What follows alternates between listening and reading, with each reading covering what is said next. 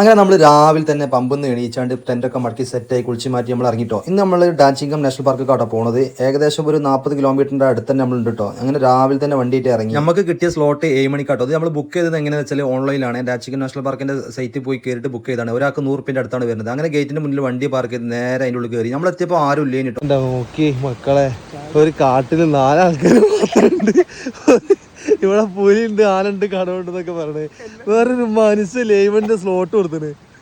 എനിക്ക് ആ 10 മണിക്ക് വന്നില്ല, വിളിച്ചെങ്കിലുണ്ട്. ഇനി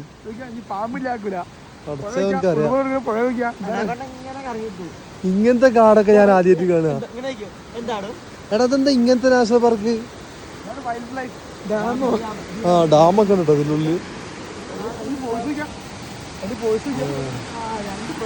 ഇതിൻ്റെ ഉള്ളിൽ കയറി ഇപ്പോൾ സത്യം പറയുന്നത് നമുക്ക് പേടിയേറ്റോ. നേരെ അതിൻ്റെ ഉള്ളിൽ തുറന്നിട്ട് വിട്ട് ഇതിനെ പോയി കണ്ടോളി എന്ന് പറഞ്ഞു. നമുക്കൊരു ഐഡിയയും കിട്ടില്ല എന്താ സംഭവം, ഇത് കൂട്ടിൻ്റെ ഉള്ളിലാണോ അല്ലെങ്കിൽ പുറത്താണോ എന്ന്. അങ്ങനെ അതിൻ്റെ ഉള്ളിൽ എത്തിയപ്പോഴാണ് നമുക്ക് സമാധാനമായത്. സംഭവം അങ്ങനെ പേടിയാവാതെക്കും. കാരണം അതിൻ്റെ ഉള്ളിൽ നടക്കുമ്പോൾ 1 കിലോമീറ്റർ കാടൻ ഉണ്ട്. കാടിൻ്റെ ഉള്ളിൽ കൂടെ പോകുമ്പോൾ കൂടൊന്നും കാണാൻ തന്നെ ഇല്ല. അപ്പോൾ എന്താ സംഭവം എന്ന് മനസ്സിലാവണ്ടേ. അങ്ങനെ നമുക്ക് പേടിയായി തുടങ്ങി. പിന്നെ ഇതാ ഈ സ്നോലെപ്പെടുത്ത് അങ്ങോട്ട് ഇങ്ങോട്ട് ചാടി കളിച്ച് 2-3 ഉണ്ട് കേട്ടോ. സാധാ പുലിനങ്ങാടി ഇത്തിരി സ്ലോമുണ്ട്, അതന്നാണ് ഇതിൻ്റെ വ്യത്യാസം. അങ്ങനെ അതാ കുറച്ച് കരടിൻ്റെ അടുത്തെത്തി. ഇവിടെ കുറച്ച് കരടികൾ അതിനുള്ളിലുണ്ട്. നമുക്ക് ആകെ ഒന്നിനെ കാണാൻ കഴിഞ്ഞിട്ടുള്ളൂ. 4-5 പിന്നെ അപ്പുറത്തൊക്കെ കാണ്ട് ചെറുതായിട്ട്. ഇതിങ്ങനെ പൊന്തുക, അങ്ങോട്ട് നടക്കുക, അങ്ങോട്ട് വരും. അതിൻ്റെ പരിപാടി. അങ്ങനെ അതൊക്കെ കണ്ടു കഴിഞ്ഞ് നമ്മളൊരു അരുവിയൊക്കെ ഉണ്ട്. അവിടുന്ന് കൈയും കാലൊക്കെ കേൾക്കി നേരെ ഇറങ്ങിയിട്ട് അവിടുന്ന്. ഈ പാർക്ക് ശ്രീനഗറിന്റെ അടുത്ത് തന്നെ കേട്ടോ. ഏകദേശം 15 കിലോമീറ്റർ 20 കിലോമീറ്റർ അങ്ങനെ ഉള്ളൂ തോന്നുന്നുണ്ട്. നമ്മൾ ശ്രീനഗറിൽ എത്തി. അങ്ങനെ ആ കാട്ടിൻ്റെ ഉള്ളിൽ കുറച്ച് മൾബറിയും പറിച്ച് അപ്പുറത്ത് കുറച്ച് മീൻ വളർത്തുന്ന കാണാനുണ്ടായിരുന്നു പറഞ്ഞു. ഒരു 1.5 കിലോമീറ്റർ നടക്കാൻ കേട്ടോ. ഇതും കാടിൻ്റെ ഉള്ളിൽ കൂടെ തന്നെ കേട്ടോ നടക്കണേ. ആരുമില്ല, നമ്മൾ മാത്രമേ ഉള്ളൂ. ഇത് നമ്മളെ സമയം അങ്ങനെ ആയതുകൊണ്ടാണോ എന്ന് അറിയില്ല കേട്ടോ. നമ്മൾ അതിനുള്ള കുറച്ച് വീഡിയോയും ഫോട്ടോ ഒക്കെ എടുത്ത് നേരെ അപ്പുറത്തേക്ക് നടന്ന്. ശ്രീനഗറിൽ ഇങ്ങനെ ഒരു പാർക്ക് ഉണ്ടെന്ന് ആദ്യമായിട്ട് കണ്ടോട്ടോ നമ്മൾ പോകാൻ തീരുമാനിച്ച്. അങ്ങനെ അതിൻ്റെ ഉള്ളിൽ കൂടെ പോകുമ്പോൾ തന്നെ നല്ലൊരു അരുവി ഇങ്ങനെ ഒഴുകുന്നുണ്ട്. അതിന്റെ സൗണ്ട് കേൾക്കാൻ നല്ല രസമാണ്. അപ്പുറത്തപ്പുറത്തേക്ക് ഭയാനകമായ കാടായതുകൊണ്ട് വേറെ ഒന്നും കേൾക്കണില്ല കേട്ടോ. ആദ്യം കുറച്ച് പേടിയൊക്കെ ഉണ്ട്, ഇനി പിന്നെ അങ്ങോട്ട് മാറി. അങ്ങനെ അവസാനം മീൻ വളർത്തുന്ന ഒരു സ്ഥലത്തെത്തിട്ടോ. ഇവിടെ പലതരം മീനുകളുണ്ട്, ഓരോ സൈസിലായിട്ട് ഓരോ ഇതിലാണ് വളർത്തുന്നത് കേട്ടോ. ഇത് വലിയ സൈസ്, അപ്പുറത്ത് കുറച്ച്